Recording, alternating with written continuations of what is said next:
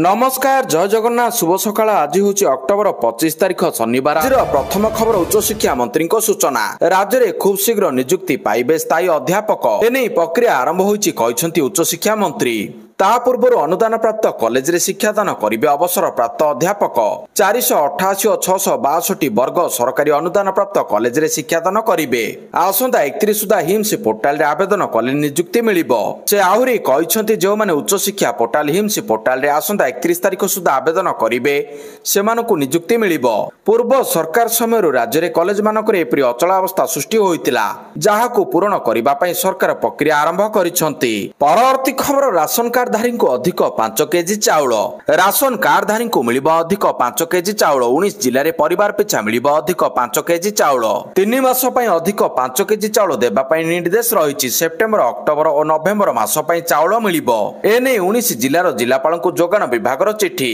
अनुगुल बालेश्वर बरगड़ भद्रक कटक देवगढ़ ढेंकानाल गंजाम जगतसिंहपुर जाजपुर झारसुगुड़ा केन्द्रापड़ा केन्दुझर खोर्धा मयूरभंज नयागढ़ पुरी संबलपुर और सुंदरगढ़ रे एई चाउल बंटन करा जिवो परवर्ती खबर आईएमडी रो बड़ सूचना 27 सकाळे बंगोपसागर रे बात्या आज अवपातर रूप नेब लघुचाप 26 बेलकु गभीर अवपात रे परिणत हेबो 27 सकाळे बात्यार रूप नै पारे लघुचाप एबे धीरे धीरे उत्तर पश्चिम उत्तर दिगरे गति करुछि घंटा प्रति 3 किलोमीटर बेगरे गति करुछि बंगोपसागर बड़ गोटाउछि बात्या पई रहिछि अनुकूल पाग सूचना दैछंती भारतीय पाणीपाग विभाग तेबे बात्या केउंठी माड हेबो से नै एबे जाय कोनोसी सूचना मिली नाही बंगोपसागर सृष्टि है आउ एक लघुचाप राज्य में एबे एक लघुचाप प्रकोप कमिथिबा बेले बंगोपसागर आउ एक लघुचाप सक्रिय होईछि दक्षिण पूर्व बंगोपसागर संलग्न दक्षिण अंडमान सागर अंचल उपरे सक्रिय रहिछि लघुचाप यह पश्चिम उत्तर पश्चिम दिगरे गति करी घनीभूत हेबो 24 घंटा रे आउरी घनीभूत होई आगको बढ़िबा सह परवर्ती 24 घंटा मध्यरे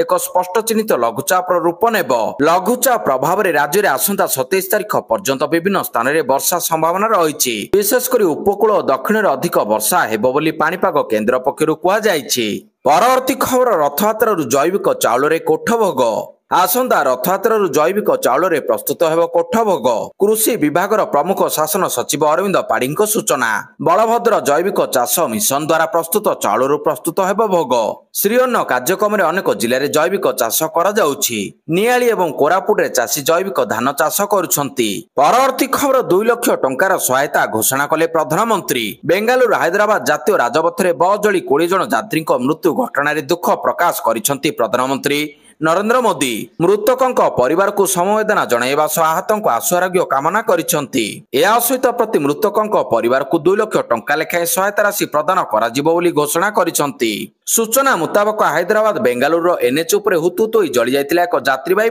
बस रे निया लागि 20 रु अधिक जीवंत हो जाइतिबा सूचना मिली परवर्ती खबर ओडिशा रे हेबो बिहन हब डाली जातीय फसल रे आत्मनिर्भर अभियान रे ओडिशा हेबो बिहन हब एने सूचना दैछंती उप मुख्यमंत्री केबी सिंहदेव उप मुख्यमंत्री अध्यक्षता रे सघन कृषि कार्यक्रम उपर एक बैठक अनुष्ठित होइतिला जेउथिरे विलुप्त प्राय खाद्यर पुनरुद्धार विषय रे आलोचना होइतिला प्रधानमंत्री डाली जातीय फसल रे आत्मनिर्भर हेबार आह्वान रे अनुप्राणित होई डाली क्षेत्र में आत्मनिर्भरशीलता हेबा पई ओडिशा क्लस्टर पद्धति माध्यम रे राज्य रे हरड़ कला चना एवं अन्य डाली जातीय फसल चाष को प्रोत्साहित करबा पई निष्पत्ति होईछि परवर्ती खबर दिल्ली रे बड़ विस्फोरण प्लान फेल दिल्ली रे बड़ विस्फोरण योजना पंड 2 जन आतंकवादी को गिरफ्त कला पुलिस दिल्ली जड़े और मध्य प्रदेश जड़े आतंकवादी को गिरफ्त करा जायछि आईआईडी विस्फोरण पई एई 2 आतंकवादी योजना करुथिले दिल्ली जन गहलीपूर्ण अंचल एमानक टार्गेट रे थिला गोविंदा और दिल्ली पुलिस स्वतंत्र टीम रो मिलित सहयोग रे 2 जन आतंकवादी गिरफ्त होइचंती एमानक ठारु अस्त्र शस्त्र गुली जब्त करा जायछि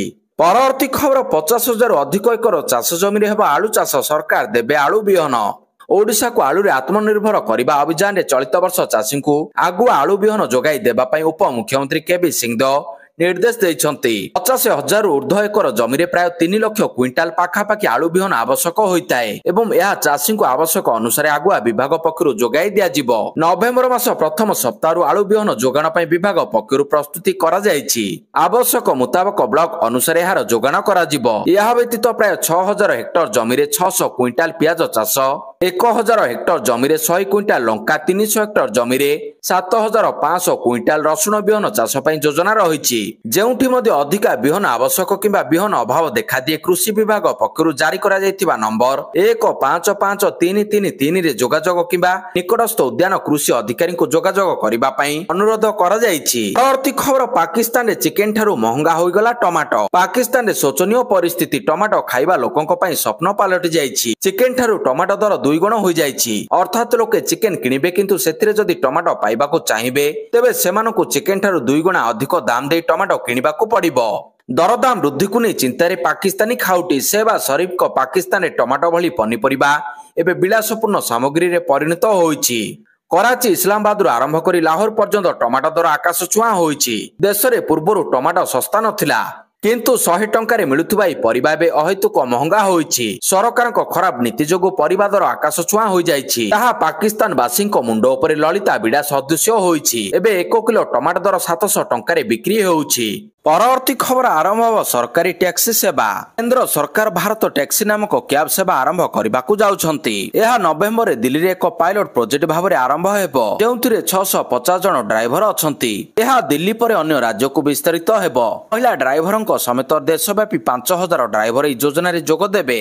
ଓଲା ଏବଂ ଉବର ଭଳି ଘରୋଇ କମ୍ପାନୀଗୁଡ଼ିକ ବର୍ତ୍ତମାନ ଟ୍ୟାକ୍ସି ସେବା କ୍ଷେତ୍ରରେ କାର୍ଯ୍ୟ କରୁଛନ୍ତି। ତଥାପି ସେମାନଙ୍କର ସୁରକ୍ଷା ନେଇ ଅନେକ ସମୟରେ ଚିନ୍ତା ଦେଖାଦେଇଛି, ଯାହା ଫଳରେ ସରକାର ଦେଶର ଏକ ସ୍ୱୟଂ ନିରୀକ୍ଷଣ ଟ୍ୟାକ୍ସି ସେବା ଆରମ୍ଭ କରିଛନ୍ତି। କେନ୍ଦ୍ର ସରକାରଙ୍କ ସହଯୋଗ ମନ୍ତ୍ରାଳୟ ଓ ନ୍ୟାସନାଲ ଇ ଗଭର୍ନାନ୍ସ ଡିଭିଜନ ମିଳିତ ଭାବରେ ଏହି ଆପ୍ଲିକେସନ ପ୍ରସ୍ତୁତ କରିଛନ୍ତି। ଏହାକୁ ସହକାର ଟ୍ୟାକ୍ସ କୋଅପରେଟିଭ ଲିମିଟେଡ ପରିଚାଳନା କରିବ। ସରକାର ଏହି ସଂସ୍ଥା ସହ ଚୁକ୍ତି ସ୍ୱାକ୍ଷର କରିଛନ୍ତି। 300 କୋଟିର ପ୍ରାରମ୍ଭିକ ପୁଞ୍ଜିରେ ଏହାକୁ 2025 ଜୁନରେ ପ୍ରତିଷ୍ଠା କରାଯାଇଛି। ଦିଲ୍ଲୀରୁ ନଭେମ୍ବରରୁ ଆରମ୍ଭ ହେବାକୁ ଥିବା ଭାରତ ଟ୍ୟାକ୍ସି 2024 ସମସ୍ତ ମେଟ୍ରୋ ସହରକୁ କଭର କରିବ। ପରବର୍ତ୍ତୀ ଖବର, ମିଳିତ ଜାତିସଂଘ ଦିବସରେ ଶୁଭେଚ୍ଛା ଜଣାଇଲେ ମୁଖ୍ୟମନ୍ତ୍ରୀ। 1995 ମସିହାରେ ଜାତିସଂଘ ଚାର୍ଟର କାର୍ଯ୍ୟକାରୀ ହେବାର ବାର୍ଷିକୀକୁ ମନେ ପକାଇବା ପାଇଁ ପ୍ରତିବର୍ଷ ଅକ୍ଟୋବର 24 ତାରିଖକୁ ଜାତିସଂଘ ଦିବସ ଭାବରେ ପାଳନ କରାଯାଉଛି। ଏହି ଅବସରରେ ମୁଖ୍ୟମନ୍ତ୍ରୀ ମୋହନ ଚରଣ ମାଝୀ ଏକ୍ସରେ ପୋଷ୍ଟ କରି ଶୁଭେଚ୍ଛା ଜଣାଇଛନ୍ତି। ମୁଖ୍ୟମନ୍ତ୍ରୀ କହିଛନ୍ତି, ମିଳିତ ଜାତିସଂଘ ଦିବସ ଅବସରରେ ଆମେ ବିଶ୍ୱର ଶାନ୍ତି, ଏକତା ଏବଂ ସାମୂହିକ ସହଭାଗିତା ପାଇଁ ମିଳିତ ଜାତିସଂଘର 80 ବର୍ଷର ଉଦ୍ୟମ ଓ ପ୍ରୟାସକୁ ସମ୍ମାନ ଓ ଶ୍ରଦ୍ଧାପୂର୍ବକ ସ୍ମରଣ କରୁଛୁ। ପରବର୍ତ୍ତୀ ଖବର, ନୂଆପଡ଼ା ପ୍ରଚାର କରିବେ ମୁଖ୍ୟମନ୍ତ୍ରୀ। ଜମୁଛି ନୂଆପଡ଼ା ଉପନିର୍ବାଚନ ପ୍ରଚାର। ସରିଛି ଯାଞ୍ଚ ପ୍ରକ୍ରିୟା। 14 ପ୍ରାର୍ଥୀଙ୍କ ମଧ୍ୟରୁ କିଏ ପ୍ରତ୍ୟାହାର କରିବେ, କିଏ ଲଢ଼ିବେ, ତାକୁ ନେଇ ଚାଲିଛି ଅଙ୍କ କଷା। 3 ରାଜନୈତିକ ଦଳ କିନ୍ତୁ ପ୍ରଚାରରେ ବ୍ୟସ୍ତ। ସେପଟେ 2-3 ଦିନ ଭିତରେ ଯିବେ ମୁଖ୍ୟମନ୍ତ୍ରୀ। ଖୁବ୍ ଶୀଘ୍ର ପ୍ରଚାର ମଇଦାନକୁ ଓହ୍ଲାଇବେ ମୁଖ୍ୟମନ୍ତ୍ରୀ ମୋହନ ମାଝୀ। ପରବର୍ତ୍ତୀ ଖବର, ଛଟ ପର୍ବ ନେଇ ପ୍ରଧାନମନ୍ତ୍ରୀଙ୍କ ଖାସ ଅପିଲ। ଦେଶବ୍ୟାପୀ ଲୋକଙ୍କ ଆସ୍ଥା ଓ ବିଶ୍ୱର ମହାନ ପର୍ବ ଛଟ ପୂଜା ପାଇଁ ପ୍ରସ୍ତୁତି ଜୋରସୋରରେ ଚାଲିଛି। ଏହି ପରିପ୍ରେକ୍ଷୀରେ ପ୍ରଧାନମନ୍ତ୍ରୀ ମୋଦି ସୋସିଆଲ ମିଡିଆ ପ୍ଲାଟଫର୍ମ ଏକ୍ସରେ ଏକ ଭାବପ୍ରବଣ ବାର୍ତ୍ତା ସେୟାର କରି ଦେଶବାସୀଙ୍କୁ ଏକ ବିଶେଷ ନିବେଦନ କରିଛନ୍ତି। ଏହି ପବିତ୍ର ଅବସରର ମହିମାକୁ ଆହୁରି ବୃଦ୍ଧି କରିବା ପାଇଁ ସେ ସେମାନଙ୍କୁ ଛଟ ପୂଜା ସହିତ ଜଡ଼ିତ ଲୋକପ୍ରିୟ ଗୀତଗୁଡ଼ିକୁ ସେୟାର କରିବା ପାଇଁ ଅନୁରୋଧ କରିଛନ୍ତି। ପ୍ରଧାନମନ୍ତ୍ରୀ ମୋଦି ଇନଷ୍ଟାଗ୍ରାମରେ ଲେଖିଛନ୍ତି, ପ୍ରକୃତି ଏବଂ ସଂସ୍କୃତିକୁ ସମର୍ପିତ ମହାନ ପର୍ବ ଛଟ ପାଖେଇ ଆସୁଛି। ପରବର୍ତ୍ତୀ ଖବର, ଚୀନର ସୋଲାର ମାର୍କେଟରେ ଭାରତର ଏଣ୍ଟ୍ରି।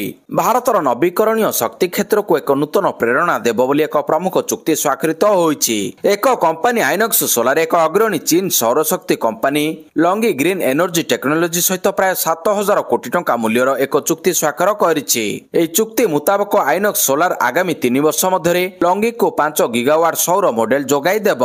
ଏହି ଚୁକ୍ତି କେବଳ ଭାରତର ସୌର ଶିଳ୍ପ ପାଇଁ ଏକ ପ୍ରମୁଖ ମାଇଲଖୁଣ୍ଟ ନୁହେଁ, ବରଂ ଏହା ମଧ୍ୟ ସୂଚିତ କରେ ଯେ ବିଶ୍ୱ ଭାରତର ବର୍ଦ୍ଧିତ ଉତ୍ପାଦନ କ୍ଷମତା ଉପରେ ବିଶ୍ୱାସ କରିବା ପାଇଁ ଆରମ୍ଭ କରିଛି, ଯେଉଁଥିରେ ଚୀନ ଭଳି ଦେଶ ମଧ୍ୟ ସାମିଲ ଅଛନ୍ତି। ପରବର୍ତ୍ତୀ ଖବର, ବକେୟା ପ୍ରାପ୍ୟକୁ ନେଇ ମିଶୋ ଆମାଜନ ମୁହାଁମୁହିଁ। ଇ କମର୍ସ କମ୍ପାନୀ ମିଶୋ ପାଇଁ ଅଡୁଆ ପରିସ୍ଥିତି ସୃଷ୍ଟି ହୋଇଛି। କ୍ଲାଉଡ ସର୍ଭିସକୁ ନେଇ ମୁହାଁମୁହିଁ ହୋଇଛନ୍ତି ମିଶୋ ଏବଂ ଆମାଜନ। କ୍ଲାଉଡ ସର୍ଭିସ ଦେୟ ପୈଠ ନ କରିବାରୁ ମିଶୋ ବିରୋଧରେ ଆଇନଗତ ପଦକ୍ଷେପ ନେଇଛି ଆମାଜନ ୱେବ ସର୍ଭିସେସ୍। ମିଶୋ ପକ୍ଷରୁ ଆମାଜନକୁ 187 କୋଟି ଟଙ୍କାର ବକେୟା ପ୍ରାପ୍ତି ଦିଆଯାଉ ନଥିବାରୁ ଆମାଜନ ୱେବ ସର୍ଭିସେସ୍ ମିଶୋକୁ କାଠଗଡକୁ ଟାଣିଛି। ମିଶୋ ପକ୍ଷରୁ ଆମାଜନକୁ 187 କୋଟି 45 ଲକ୍ଷ ଟଙ୍କାର ବକେୟା ପ୍ରଦାନ ପାଇଁ ଦାବି କରାଯାଇଛି, ଯେଉଁଥିରେ ଖର୍ଚ୍ଚ ପ୍ରତିବନ୍ଧତାର କମ୍ ରାଶି ପୈଠ, ଦୀର୍ଘକାଳୀନ ସେବା ଶୁଳ୍କ ପୈଠ ଉପରେ ସୁଧ ଏବଂ ମଧ୍ୟସ୍ଥତା ବାବଦରେ ଖର୍ଚ୍ଚ ସାମିଲ ରହିଛି। ପରବର୍ତ୍ତୀ ଖବର, ସମସ୍ତିପୁରରୁ ବିହାର ଲଢେଇର ରଣହୁଙ୍କାର ଭରିଲେ ପ୍ରଧାନମନ୍ତ୍ରୀ ମୋଦି। ଆରଜେଡିକୁ କଲେ କଡା ଟାର୍ଗେଟ। ପ୍ରଧାନମନ୍ତ୍ରୀ ନରେନ୍ଦ୍ର ମୋଦି ବିହାର ସମସ୍ତିପୁରର ଜିଲ୍ଲାରେ ବିଧାନସଭା ନିର୍ବାଚନ ପାଇଁ ଏନଡିଏର ପ୍ରଚାର ଆରମ୍ଭ କରିଛନ୍ତି। प्रधानमंत्री मोदी समस्तीपुर में एक विशाल निर्वाचन रैली को संबोधित करते। प्रधानमंत्री मोदी को रैली बिहार राजनीति में सामाजिक न्यायर प्रतीक कर्पूरी ठाकुर जन्मस्थान कर्पूरी ग्राम निकट अनुष्ठित होता। समस्तीपुर रैली पूर्व प्रधानमंत्री मोदी लालू प्रसाद यादव शासन को जंगल राज बोली दोहराई। प्रधानमंत्री मोदी बिहार मुख्य विरोधी दल राष्ट्रीय जनता दल आरजेडी को कड़ा टार्गेट करछंती। परवर्ती खबर मत्स्यजीवी को समुद्र मना विरल कईछक सुरक्षा पे नवेम्बर 1 कटकणा आग को आसुची ऑलिव रिडले कईछकर प्रजनन ऋतु समुद्र में माछ धरिबा नै लागिबो कटकणा। आसंता नवेम्बर 1 तारिख रु मे मास 31 तारिख पर्यंत मत्स्यजीवी मानकु समुद्र मना। ट्रलर यंत्रचालित डंगा माडरे जेपरी कईच मृत्यु न हुए एने अंटा भिड़ी प्रशासन।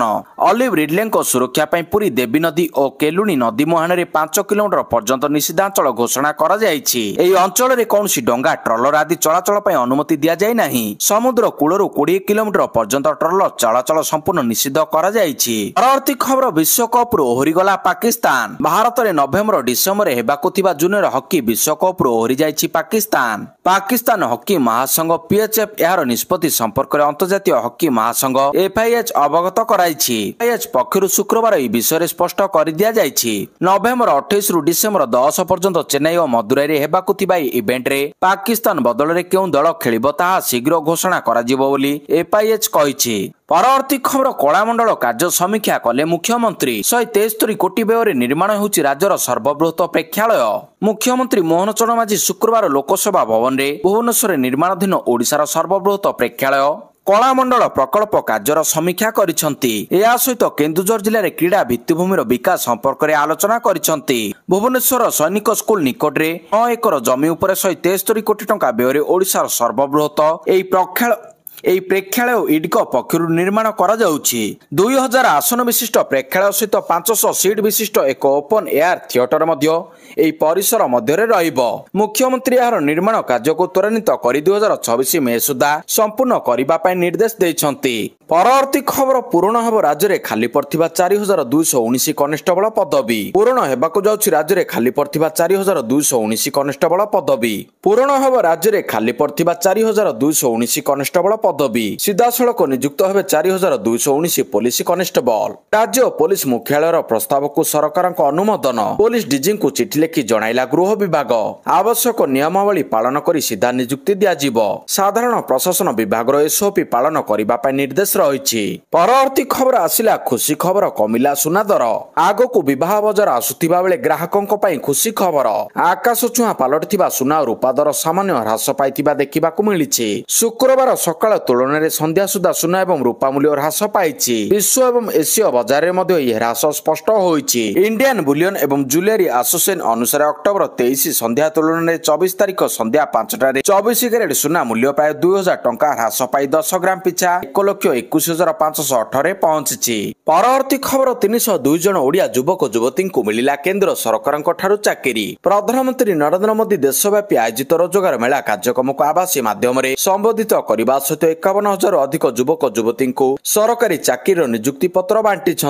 एही क्रम में भुवनेश्वर स्थित रेल ऑडिटोरियम रे आयोजित राज्य स्तरीय रोजगार मेला कार्यक्रम केंद्र जनजाति व्यापार मंत्री जुएल ओराम मुख्य अतिथि भाव में जोगदे 302 जन युवक युवती को नियुक्ति पत्र वितरण करिसंती। नवनियुक्त प्रार्थी मानक भारतीय डाक विभाग रेलवे राष्ट्रायत्त बैंक केंद्रीय जीएसटी सीआरपीएफ भुवनेश्वर एम्स आदि विभाग प्रतिष्ठान रे नियुक्ति मिली। एही अवसर में प्रधानमंत्री अभिभाषण आभासी प्रसारण करा जायतिला।